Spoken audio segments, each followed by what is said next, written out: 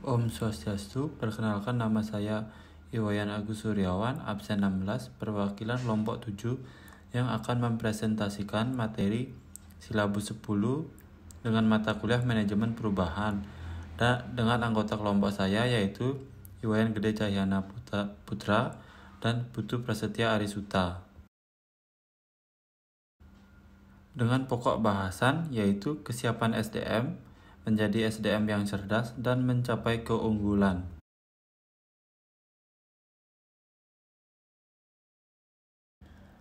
Baik, saya Agus Suryawan akan memaparkan materi kesiapan SDM.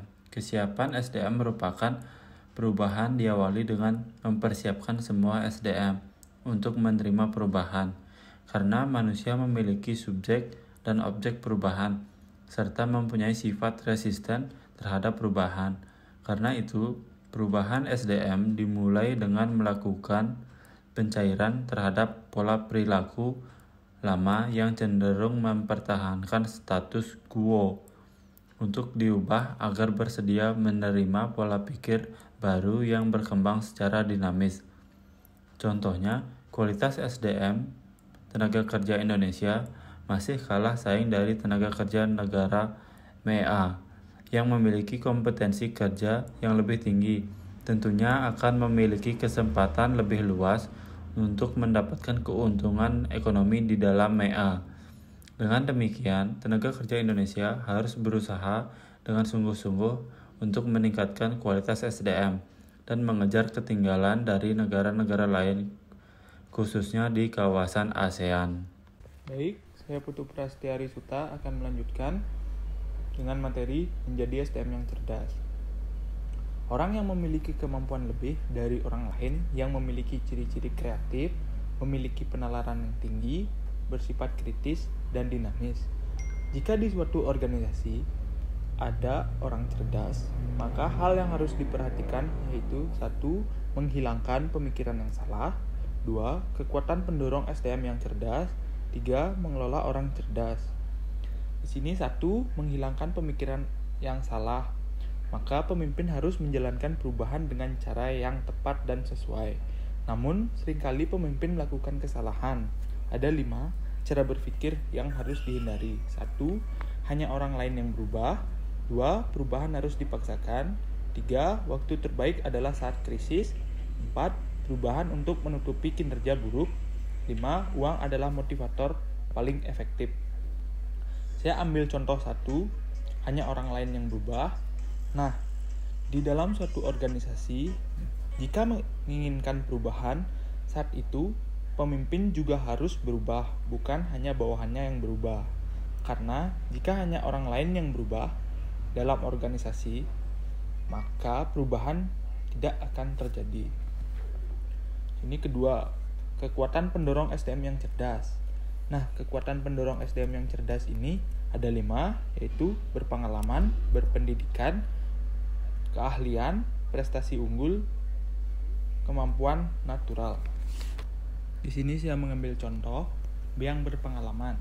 Jika dalam suatu perusahaan ada 2 orang yang mau melamar kerja, 1 yang sudah berpengalaman dan yang lagi 1 belum pernah bekerja, maka yang sudah berpengalaman yang diutamakan karena dia pasti tahu apa saja yang harus dikerjakan, sedangkan yang belum berpengalaman belum tahu apa yang seharusnya dia kerjakan. Yang ketiga, mengelola orang cerdas. Mengelola orang cerdas ini memang susah karena jika orang cerdas sudah mencapai kesuksesannya, dia akan cenderung merasa puas dengan dirinya. Maka dari itu, untuk bisa mengelola orang cerdas, kita perlu mengetahui 5 sifat yang kurang baik yang biasanya menonjol dalam orang cerdas. Itu ada 1, bila orang cerdas itu egois. Biasanya orang cerdas itu egois karena dia sudah merasa puas dengan dirinya atau pencapaiannya. Jika kita ingin mengelola orang cerdas ini, kita harus mengakui kemampuannya. Yang kedua ada bila ia percaya diri berlebihan. Cara terbaik mencegah orang terlalu percaya diri, kita harus bisa menggali kegagalan yang mungkin dia lakukan saat melakukan pekerjaannya. Yang ketiga, bila berkelakuan jelek.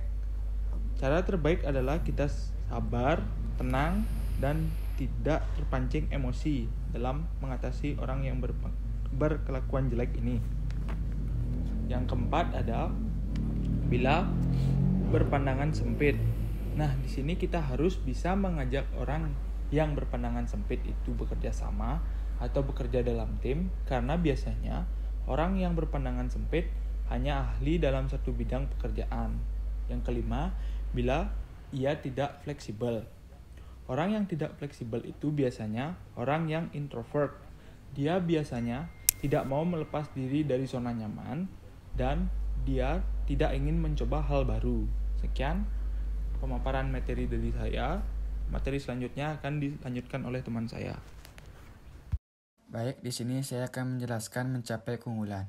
Untuk menjadi SDM yang unggul dalam persaingan ketat diperlukan berbagai kegiatan, yaitu sebagai berikut. Yang pertama itu mengembangkan potensi, yang kedua memperbaiki keterampilan, yang ketiga menjadi lebih efektif, 4 mencapai sukses, 5 mempengaruhi orang lain, 6 merencanakan ke depan. Baik, pertanyaan dari kelompok kami yaitu yang pertama itu saya sendiri, menurut Anda bagaimana cara agar bisa menjadi SDM yang unggul dalam persaingan yang ketat? Berikan contohnya. Yang kedua dari Aris Suta, bagaimana menjadi SDM yang cerdas dalam hal yang menghilangkan pemikiran yang salah adalah 5 cara berpikir yang harus dihindari, yaitu salah satunya uang dalam motivasi paling efektif. Seperti kita ketahui bahwa dalam situasi seperti ini tidak menutup kemungkinan uang menjadi solusi untuk meningkatkan motivasi seseorang. Mengapa cara berpikir bahwa uang adalah motivator yang efektif harus dihindari. Yang ketiga itu dari Agus Suryawan, bagaimana cara menjadi SDM yang cerdas dan kompeten dalam situasi pandemi COVID-19 saat ini? Berikan contohnya.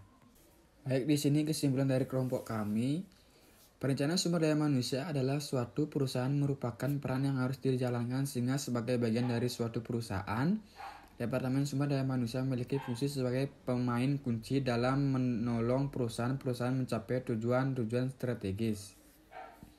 Terima kasih. Sekian presentasi dari kelompok kami. Mohon maaf jika ada salah kata atau pembawaan materi. Terima kasih atas waktunya.